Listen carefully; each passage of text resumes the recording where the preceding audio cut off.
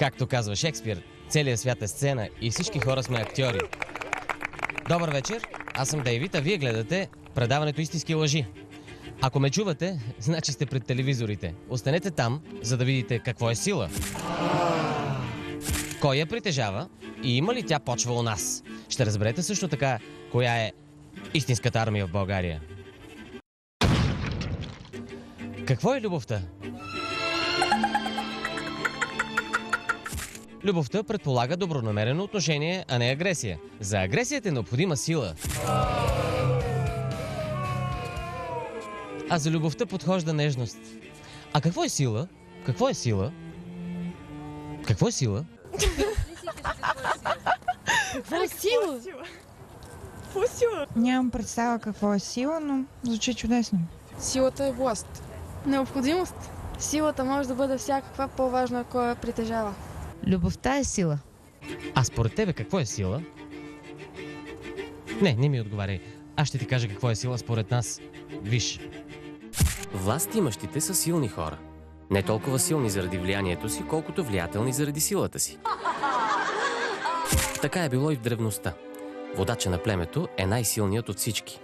И тъй като никой не може да го победи, не са му необходими нито предизборни кампании, нито избори изобщо. Но това е било някога. Сега нещата може би стоят иначе. По принцип, мъжът винаги е доминирал над жената. Може би не винаги. Но по принцип, мъжът като по-силен пол изпълнява управленчески функции. Може би не винаги. С други думи, по-силният винаги печели. Но ако по-силният печели срещу по-слабия, как се разбират силните помежду си? Най-вероятно така.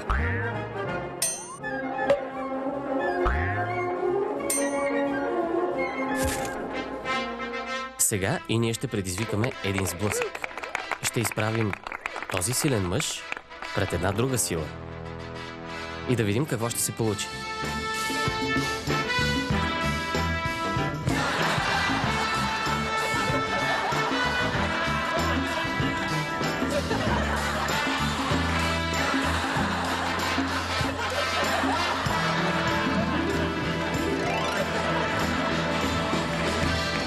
Извода е, че тази сила е по-силна от тази. Да надникнем за малко вътре, да разберем как я карат победителите. 15 минути! Почивка! 15 минути! 15... Боже Господи, гледам и не вярвам на очите си. Вътре има хора, които въобще не умеят да се бият. Това е толкова несправедливо.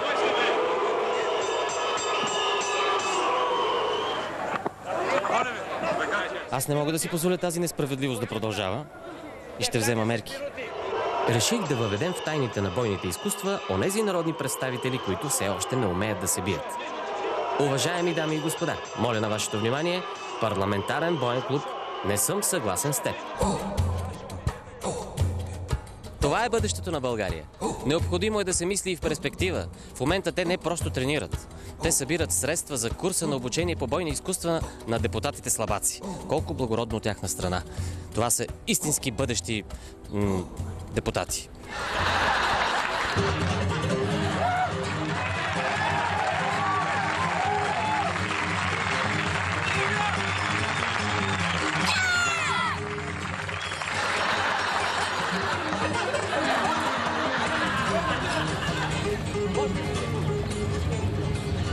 В парламента има много хора, които не умеят да се бият.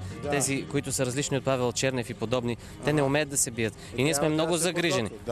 Затова създаваме боен клуб, където те да тренират. Но събираме средства в момента, защото то няма да е без пари. Да, някакви там дребни, колкото можете. Веднага давам. Това са нашите депутати, важно е. Абсолютно необходимо. 2 лева е достатъчно. Двойка давам. Бяло деца. Ето, супер. Това ще е идеално. Вие смятате, че е редно да се погрижим за тези, които не умеят да се защитават? Все пак трябва да има равен старт.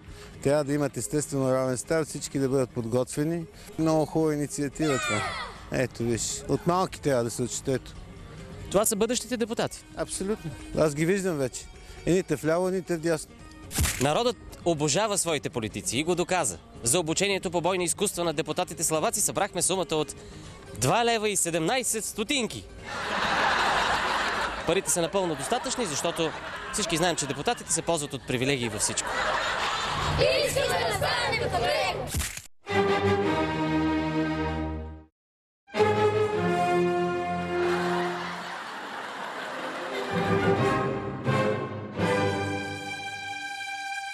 Направихме депутатски боен клуб, който се казва "Не съм съгласен с теб". Това е треньора по бойни изкуства, тъй като има много хора в парламента, които умеят да се бият. Ако вие не можете, запишете се на курса.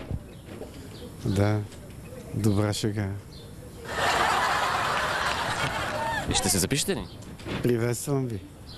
Тук трябва да бъдат хора, които не използват физическо насилие. Да, но има такива. Да, просто не им е мястото вътре. И знаете ли, ние сме много загрижени за тези, които не умеят да се бият, така че си направихме труда и създадохме такъв боен клуб. Тук силата е в аргументите. В тази сграда няма място за друга сила. Здравейте, добър ден. Оказва се, че в парламента има много хора, които използват физическа сила и ние сме много загрижени за тези, които все още не умеят да се бият. Това е вашия треньор по карате. Добър ден. Ще се запишете ли в депутатския боен клуб, който се казва "Не съм съгласен с теб"? Не, аз идвайки в парламента съм се отказала от бойния дух, защото аз съм тренирала тайкуондо, когато не бях още депутат, така че имам отношение към бойните изкуства, но не съм дошла тук да се бия. Значи да му мисли Павел Чернев. Очаквахме с нетърпение народният представител Владимир Кузов, но той не се появи. А за него сме приготвили много специален треньор. На какви хватки ще научите депутатите слабаци? Йоко Гери, Йоко Оно, Мицубиши, Сузуки и Кавазаки.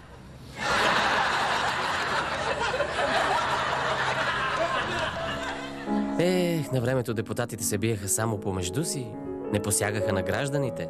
Винаги използваха някой друг за това. Браво сте! Мошенници! Бандити!